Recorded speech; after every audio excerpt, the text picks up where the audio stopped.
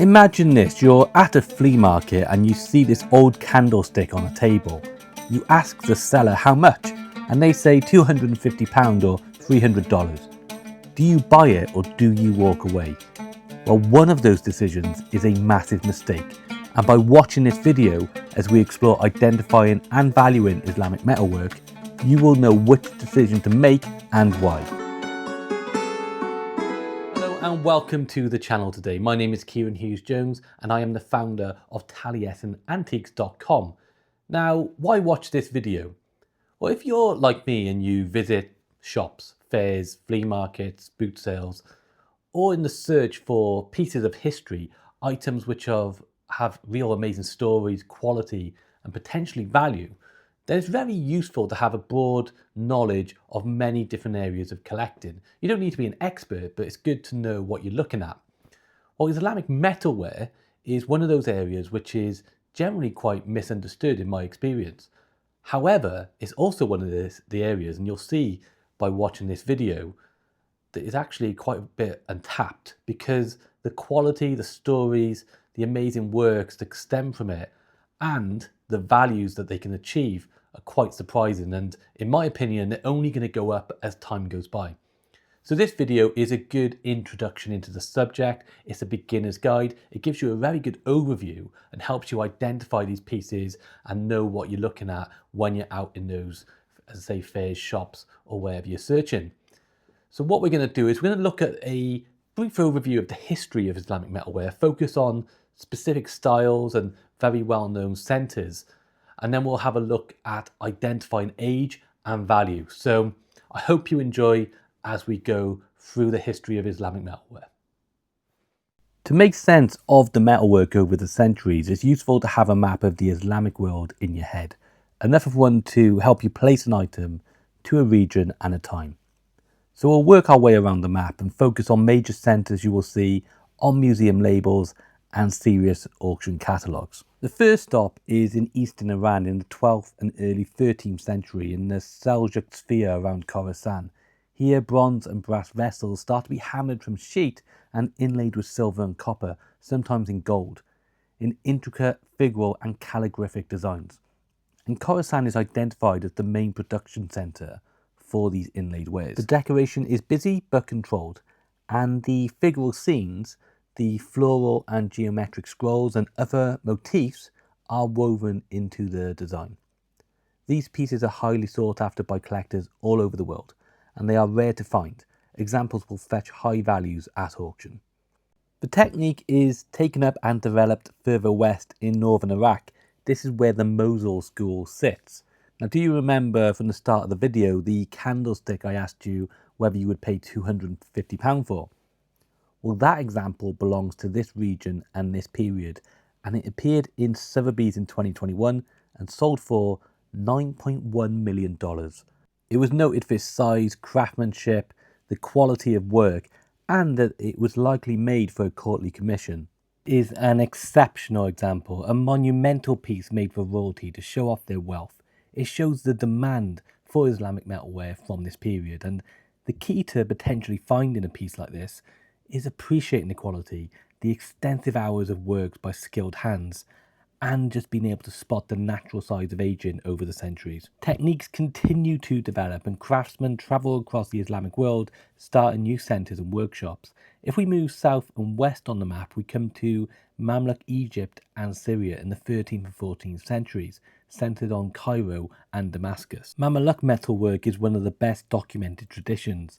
These are examples made for Sultan al-Nasir Muhammad in museums that have become textbook objects. You see the incredible skill level of the inlay with gold and silver, now focusing more on the calligraphy and arabesque scrolls.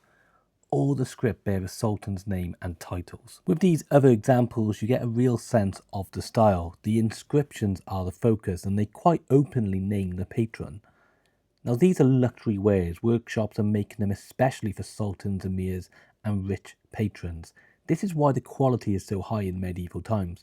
Materials were costly and the pool of buyers was small, so craftsmen had to keep the standards extremely high just to keep their commissions. Now we step back east into Persia, in today what we call Iran, in the 15th and early 16th centuries under the Timurids and early Safavids. Here something important changes in metalwork.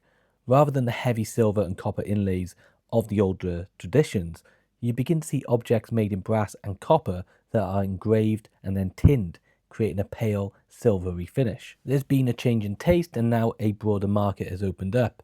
You will see scrolling arabesques, trees, animals in pursuit, long poetic verses and scenes from literature. Often the tin wash will wear over time. When we move into the Ottoman world, centered on Constantinople or modern day Istanbul, one of their signature contributions to Islamic metalwork appears, and that's known as tombak. This is gilt copper coated with gold and mercury in a mixture and then heated until the mercury burns off and the gold bonds to the surface. This technique develops in the 16th century and remains popular well into the 17th and 18th centuries. Real tombak surfaces look like gold with a warm and luminous tone. On the genuinely old examples, the gold will begin to wear and the underlying copper will begin to show. And this is a good way of knowing you're looking at a piece of genuine age and potentially one that was used in an Ottoman court. Now we are moving into the 19th century, a time when the world opens up more than ever before. There's export markets, tourism grows, and that creates a demand for old Islamic styles.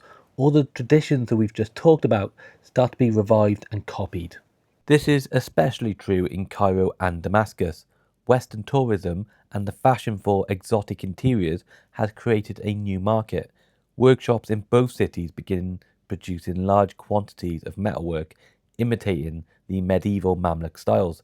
These are often referred to as Mamluk Revival, Cairoware or Damascus metalwork. The quality of these pieces can still be exceptional, but they will not match the medieval examples. Silver and copper inlay is used rather than gold, and they're generally more shallower and less tightly fitted than the medieval pieces. As we move into the 20th century, tourism and export open up across the Islamic world, and with that expansion, all the traditional styles begin to be reproduced on a broader scale. Because of this, fairs and flea markets today are often full of these later export or souvenir metalwares. This means being able to identify age and quality becomes critical if you are serious about investing in Islamic metalwork. So there's the overview of the major work centres across the centuries, and once you hold that map in your head, every piece has a place it wants to go and you can begin your journey of identifying it. Right, for this section I wanted to do a comparison between medieval Islamic metalware and then the revival ones that you see later on. At the end we'll have a look at some values as well. We'll start with this exceptional piece that was sold at Christie's in 2020, a massive Mamluk brass tray, and as you can see here, achieved £87,500 at that point, an absolutely massive amount. We'll have a quick zoom in on what we're looking at. Now, the description says that all this would have had the silver inlay all across here, but over time that has rubbed. It looks like this must have been polished, as there's still that kind of gold brass sheen. But even with the polish, you can just still see the areas of patina and darkening with the age of this. This is going back to I believe it was the 14th century. All this calligraphy would have been in the written word of the time, which has developed over the centuries. Just an incredible piece of work. We got to how big was it? 87 centimeters diameter, huge piece. We have here the engraving, and it dedicates to the leader of the time, of the period of Al-Malik al-Nasir Abu Bakr, 1341. So look, there are more decorative pieces, and I say the inlay has been rubbed over the years, but achieved that money because of its association with that specific period and the age of it, and the sheer size, of course. So there we go. We'll move into a slightly later example, but still medieval. This is from the British Museum. Mamluk Dynasty, 1423. This was acquired from Syria. Now this is interesting because this still has the silver and gold inlay. It's smaller at 40 centimeters. Let's zoom in and get a much better look at that. Now first we've got to talk about this shield here. What the description from the curator says here is that this is actually a European coat of arms, and it's very early trade that was happening between Syria and Venice at the time, and special commissions were being made. But look at the amount of work that's gone into it. Looks like you have ducks there. You actually have influences from the Far East with phoenixes. What have we got here? A sort of animal signs. You can see the gold has started to wear, and the silver, but the darkening of the metal is what you would expect from a period of this time when it hasn't been polished. It's just been allowed to oxidize, and you just got this beautiful patina just come up. Have a quick look at the back as well. I mean, what a fantastic view. Look at all those scratches. That is just something that's you're not going to fake. Just a wonderful example. One final look at it. So there we go. That is a fantastic example of a medieval piece of Mamluk metalware. Now let's jump forward to the revival period. So we go into the 19th century, and you're going to see a real diversity in quality from the 19th century and the 20th century of these Mamluk revivals. So I've got this example from Oriental Art Auctions. We'll zoom in. And you can see what this is actually showing you is the signs of the zodiac, and that's the pattern that's been established here. Look at all these motifs. You can see the silver, very clean silver work. The patina is on this one as well, which leads me to think that this is certainly 19th century, probably early 19th century with that level patina. That's a stunning example, and just goes to show revival work can still have exceptional quality with it. Let's move to this piece here. Now this is off my own website, taliesinantiques.com. I have an example which many of you may have seen before, and it's a more common style that you expect to see. So you're still another charger. However, what we got here is, I guess, just less. I'll get a better picture of a zoomed in picture. First of all, the patina, the metal patina, hasn't developed as much. This leads me to think that this is a 20th century revival. Now the calligraphy, if you can translate calligraphy, you are going to be able to do exceptionally well with this type of metalware, because that is usually a strong indication of the time period, and you'll be able to understand exactly what is being said. Now the thing about these later pieces, I just want to say, it's something I've noticed but haven't been able to confirm, but if you have a look at the silver here, it looks less clean to me. It looks like it's been expanded or it's turned into almost a paste. So it does make me wonder if that's what's happening in the later examples, and that's a good way of determining quality and age within these revival examples. Now I'm off asking £85 for this. Still a very lovely decorative piece, and we'll go into, just to put it into context now, what I'm on here is eBay's Terapeak, and this allows me to see sold examples for the last 3 years. I put Mamluk Tray. This is available if you have an eBay shop subscription. I just want to show you the type of prices that these pieces fetch. Now, I don't think I saw any medieval examples on eBay. That's how rare they are from the last 3 years. But what we got is the 19th century. This is the only picture I've got of this one. This went for over £2,000, and it was a tray with a beautifully carved table. What we can see is, from this angle, is that there was a lot of calligraphy, a lot of handwork that's gone into that. So there we go. Let's have a look at this piece. Now look at that. Now the brass doesn't look like it's got a huge amount of patina. It's either been polished or it's a little bit later. But look at the quality of silver. That is just beautifully done. All hand engraved. You've got the copper and the silver inlay. On the revival pieces, you're very unlikely to see gold. You're more likely to see copper used and silver. But that achieved almost £1,600 on eBay. Here's another example, very clean calligraphy on this as well. Beautiful engraving on this pair. Probably been polished as well by the looks of it. But you're seeing that quality is what sells these pieces, and obviously people are buying these to put up on the wall. Stunning examples. They went for £788. So it looks like we have a copper base and lots of silver inlay on this one, circa 1900, the seller says. which is probably right, massive piece, 29.4 inches, that achieved £575. You can see there's, we're just now looking at one area of Islamic metalwork, which is the Mamluk style. It just goes to show the amount of money that things go for.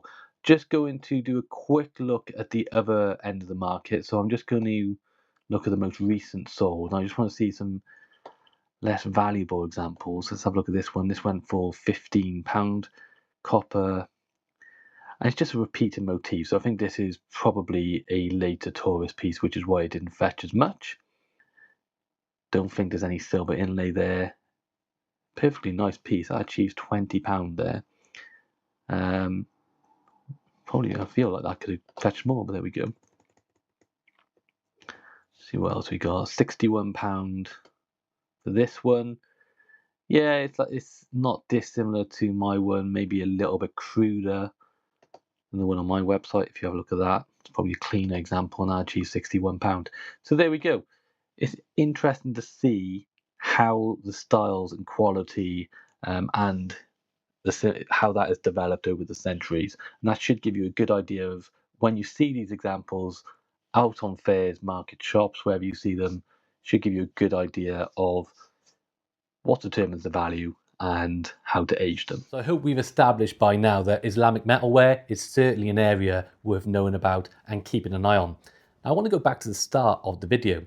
When I asked you that question of whether you would have bought that candlestick at a fair for £250, let me know in the comments what you would have done. I think it's fair to say that the majority of people wouldn't have paid that price. It would have been a bit too much of an ask. And I think that is a good indication of the potential there is with Islamic metalware. A lot of people don't understand how collectible it is and the values that it can achieve.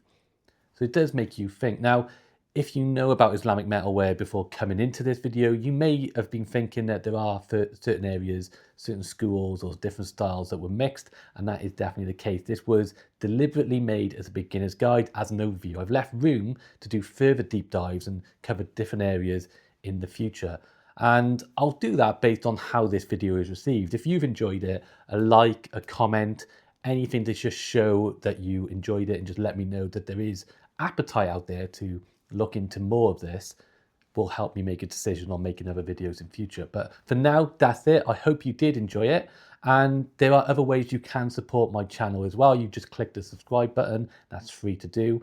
You, as I say, click the like button, leave a comment. There are other videos of mine as well. If you're interested, I cover loads of different areas of collecting, also my own journey as an antique dealer. I also have a Patreon channel, which is at this moment in time free to join. So there we are. That's everything. Before I forget, also please visit my website, taliesinantiques.com. Over 500 different items, antiques from across the world. So please go and have a look. But that's it for now. Thank you for watching, and I hope to see you again on the channel. All the best. Goodbye now.